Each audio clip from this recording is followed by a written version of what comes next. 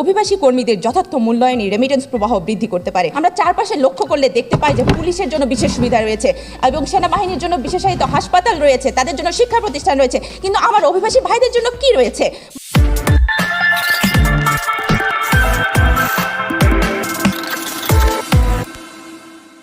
ঘোষণা দিলেন অথবা তারা যখন প্রবাসে বাংলাদেশের উপর নির্যাতনের চিত্র তুলে ধরলেন, দেশের বাইরে মিছিল করলেন, জেলে গেলেন, ঠিক সেই জায়গায় যখন স্বৈরাচারের পতন ঘটলো মাননীয় স্পিকার, সেই অভিবাসী ভাইয়েরা সবচেয়ে বেশি রেমিটেন্স পাঠাচ্ছেন নতুন বাংলাদেশ করার লক্ষ্যে এবং আমরা দেখতে পাচ্ছি আমাদের 26% রেমিটেন্স প্রবাহ বৃদ্ধি পেয়েছে। সেই বাস্তবতায় মাননীয় স্পিকার, নতুন বাংলাদেশে আপনাকে ধন্যবাদ জানিয়ে আমার বিতর্ক শুরু করছি এবং আপনার অনুমতিক্রমে আজকের প্রস্তাবটি উত্থাপন করছি।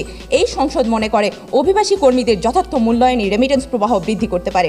অভিবাসীদের মূল্যায়ন বলতে আমরা এখানে কি বুঝাচ্ছি? আমরা অভিবাসীদের মূল্যায়ন বলতে বুঝাচ্ছি মানবিক মর্যাদা ভিত্তিক মূল্যায়ন এবং এই প্রত্যয় দ্বারা বুঝাচ্ছি প্রধান কারণ, অর্থাৎ মূল্যায়নের বিষয়টি যদি আমরা নিশ্চিত করতে পারি তাহলে বাকি বিষয়গুলো স্বয়ংক্রিয়ভাবে ঠিক হয়ে যাবে এবং আমাদের রেমিটেন্স প্রবাহ বৃদ্ধি পাবে।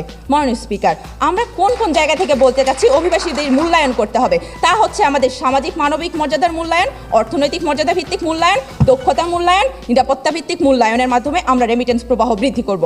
মাননীয় স্পিকার, এখন তারা বলতে পারে আমরা কিভাবে সামাজিক মানবিক মর্যাদা ভিত্তিক মূল্যায়ন নিশ্চিত করব?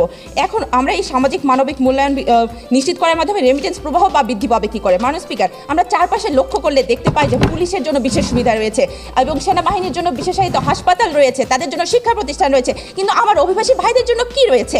মাননীয় স্পিকার, যারা আরএমজি খাতের পরে সর্বোচ্চ রেমিটেন্স যারা এই দেশের অর্থনীতিকে সুসংহত করেছে, দিনরাত মাথার ঘাম পায়ে ফেলে পরিশ্রম করছে, তাদের জন্য নেই কোনো আবাসন ব্যবস্থা, তাদের আমরা সম্মানিত করার জায়গা পাই না। মাননীয় স্পিকার, আজকে যারা বিদেশের মাটিতে কোটি কোটি টাকা পাচার করছে, যারা ব্যাংক লুট করছে, তাদের জন্য এয়ারপোর্টে রয়েছে ভিআইপি লাউঞ্জ। মাননীয় স্পিকার, কিন্তু যারা এদেশ গঠনে কাজ করছে, প্রতি মাসে যারা শত শত কোটি টাকা পাঠাচ্ছে, তাদের মূল্যায়ন কোথায়?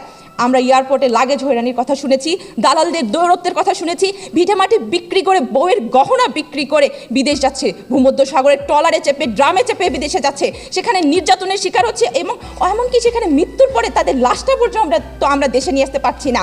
এইসব গল্প আমাদের কাছে বহু পুরনো। মাননীয় স্পিকার, কিন্তু মানুষ হিসাবে, এদেশের অর্থনীতির চালিকা শক্তি হিসাবে তাদের মর্যাদাটা আসলে কোথায়? তাদের মর্যাদা দেওয়ার ব্যাপারে আমরা কতটুকু নিশ্চিত?